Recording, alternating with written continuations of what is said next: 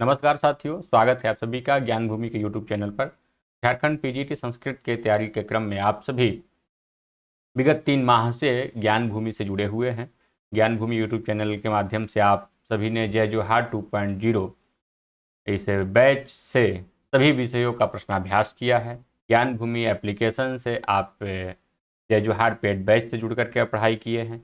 जय जोहार पुस्तक से आप पूरी तैयारी विधिवत एक विस्तृत नोट्स आपने पाया है जय जोहार पुस्तक के माध्यम से। और उसके बाद आप सभी की मजबूती के लिए, परीक्षा की तैयारी और अच्छी तरीके से हो सके, उसके लिए हम सभी आदर्श प्रश्न पत्र की भी एक श्रृंखला प्रारंभ किए थे। उसमें आज यह 5वां प्रश्न पत्र आप सभी को प्रदान किया जा रहा है। इसके पहले 4 प्रश्न पत्र आदर्श प्रश्न पत्र दिए जा चुके हैं। आदर्श प्रश्न पत्र जो शब्द है, इसकी गरिमा बनाई रखी गई है प्रश्न पत्र में। आदर्श शब्द वास्तव में आदर्श प्रश्न पत्र हो, वो उसी के लिए आदर्श इस्तेमाल किया जाना चाहिए, उपयोग किया जाना चाहिए। मैं यदि अपने बनाए हुए प्रश्न पत्र की प्रशंसा करूं तो वो तो स्वाभाविक है कि करूंगा, ठीक है। कोई भी अपने दही को खट्टा नहीं कहता है, लेकिन प्रशंसा जब दूसरे के मुख से हो तो और अच्छी लगती है। अपने मुख के अलावा आप सभी ने, मेरे कहने के अलावा आप सभी ने प्रश्न पत्र की प्रशंसा की है। और आप सभी 5 प्रश्न पत्र हल करने के बाद बहुत लोग, मैं मानता हूं कि लगभग 150-200 लोगों का ये मैसेज आया है। 150-200 लोगों का तो मैसेज आया है, और उससे 3 गुना 4 गुना लोगों के मन में चाहत होगी कि और प्रश्न पत्र मिले, क्योंकि प्रश्न पत्र से आप सभी का अभ्यास हो रहा है। तो 5वां प्रश्न पत्र आप सभी को प्रदान किया जा रहा है। और भी प्रश्न पत्र पर विचार कर रहा हूं। निश्चित है कि और भी प्रश्न पत्र आएंगे। अब उसकी संख्या कितनी होगी इस पर देख लेते हैं अपने समय के अनुसार कि कितना हम दे पाएंगे और ससमय दे पाएँ। परीक्षा के एकदम समीप भी ले जाकर के देने से कोई फायदा नहीं है। अब 18 तारीख को मान लीजिए आपकी परीक्षा की तिथि आती और मैं प्रश्न पत्र दूं 15 को, तो बहुत ज़्यादा लाभप्रद नहीं होगा। लेकिन 10 तक, 5 तक भी दे दिया जाए, मतलब 15 दिन पहले तक आप अभ्यास कर लें। उसके जो प्रश्न पत्र से कुछ सीख लें तो उसकी आवृत्ति करें, वो अलग बात है। लेकिन प्रश्न पत्र आप सभी तक 5 अगस्त, 10 अगस्त तक उपलब्ध हो सके, यही हमारी चाहत रहेगी। कौन सा प्रश्न पत्र? 5वां प्रश्न पत्र नहीं, इसके अतिरिक्त जो आदर्श प्रश्न पत्र बनेंगे उसके बारे में बात कर रहा हूँ।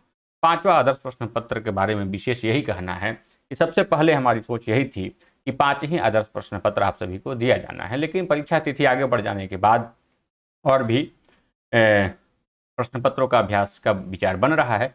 लेकिन 5वें आदर्श प्रश्न पत्र के साथ कुछ ऐसे प्रश्न जुड़े हुए हैं जो अब आपको इस बात को परिचित कराते हैं कि आपकी तैयारी पूर्ण हुई है कि नहीं। क्योंकि प्रश्न कुछ कठिन इसमें दिखेंगे, आपको कुछ कठिन दिखेंगे। अब ऐसा नहीं है कि झारखंड पीजीटी के स्तर से ही एकदम स्तर विहीन हो जाए या स्तरातिरिक्त हो जाए।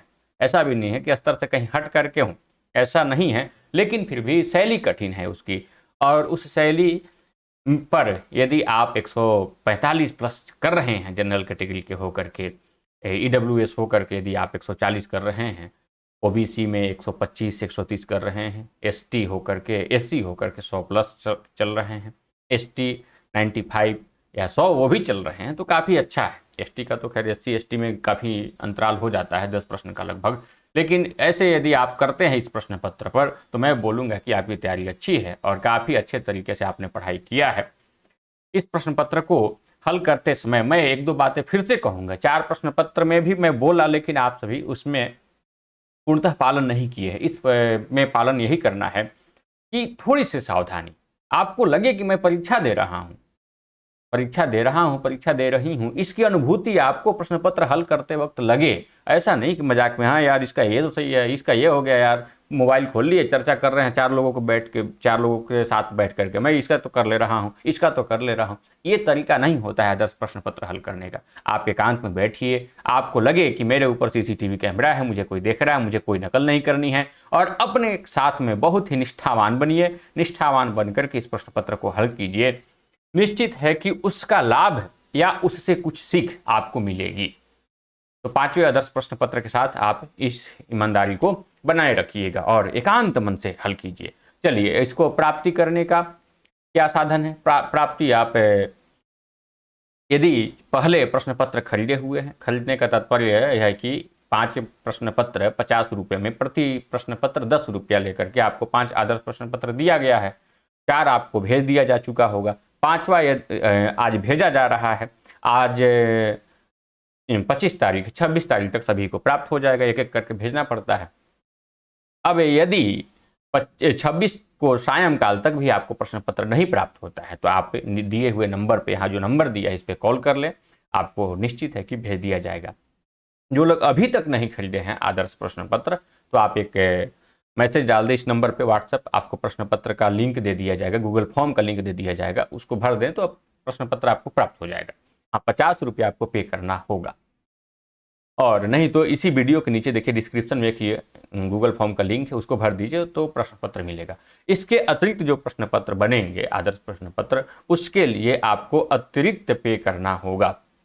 जितने भी प्रश्न पत्र की संख्या होगी तो प्रति प्रश्न पत्र 10 रुपया ही रखा जाएगा। 10 रुपया बहुत ज़्यादा नहीं है, 10 रुपया आप कहीं भी खर्च कर देते हैं। एक प्रश्न पत्र के लिए यदि आप 10 रुपया दे रहे हैं तो जितना प्रश्न पत्र करेंगे तो प्रति प्रश्न पत्र 10 रुपया दे करके उसको आप हल कर सकते हैं, ठीक।